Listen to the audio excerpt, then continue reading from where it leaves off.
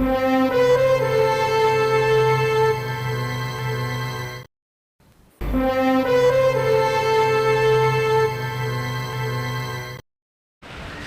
ધૂળેટીનું આયોજન કરાય છે. નગર ધૂળેટી નોર્મલી અન્ય શહેરોની અંદર, મોટા શહેરોની અંદર આવા આયોજનો થતા હોય છે. ભાવનગર કલાનગરી છે. આપણો હેતુ આ કાર્યક્રમ કરીને એવું છે, નગર ધૂળેટીની અંદર તમામ અમીરથી અમીર, ગરીબથી ગરીબ માણસ, નાના મધ્યમ વર્ગના લોકો હોય કે રિચેસ્ટ લોકો હોય, અમીર માણસ હોય કે ગરીબ માણસ હોય, એક સાથે એક મંચ ઉપર આવીને આપણે આ તહેવાર ઉજવી શકીએ. જન વિકાસ પરિષદ અને એસવાય ઇવેન્ટ દ્વારા આ આયોજન આખું કરવામાં આવી રહ્યું છે.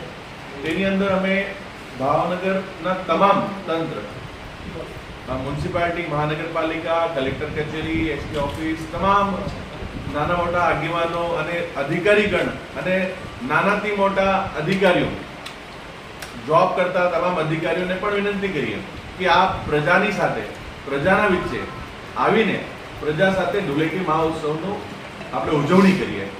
આપણો હિન્દુ તહેવાર છે. ધીમે ધીમે તહેવારો હવે વિલુપ્ત થતા જઈ રહ્યા હતા.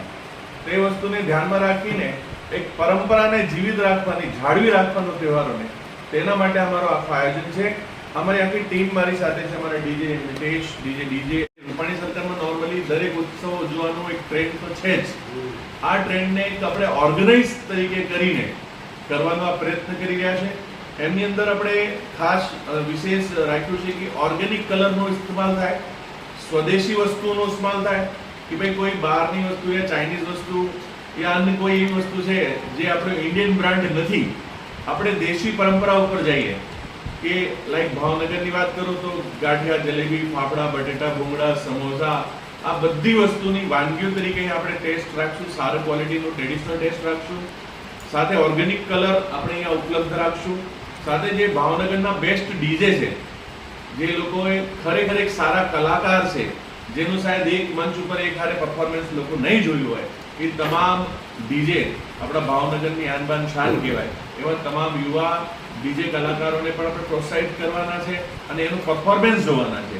બેસ્ટ ક્લોઝ ઓફ સાઉન્ડ, સારી સિક્યોરિટીની વ્યવસ્થા અહીંયા કરવામાં આવી છે. પોલીસ પરિવાર દ્વારા પણ ખૂબ સારો સહયોગ છે.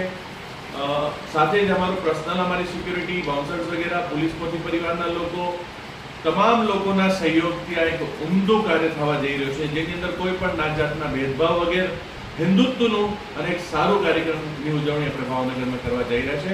મીડિયાના માધ્યમથી હું સર્વ ભાવનગરીઓને વિનંતી કરું છું કે આ કાર્યક્રમમાં સહપરિવાર નિસંકોચ, નિસંદેહ જોડાઓ અને ધૂળેટી પર્વની ઉજવણી કરીએ. સાથે મળીને ભગવાન રાધાકૃષ્ણને પણ યાદ કરવાના છે, શ્રી રામને પણ યાદ કરવાના છે. તો એક ખૂબ ધાર્મિક માહોલ અહીંયા બનશે અને આપણે સૌ મળીને આ આયોજનને સફળ બનાવી આપ સૌને વિનંતી કરું.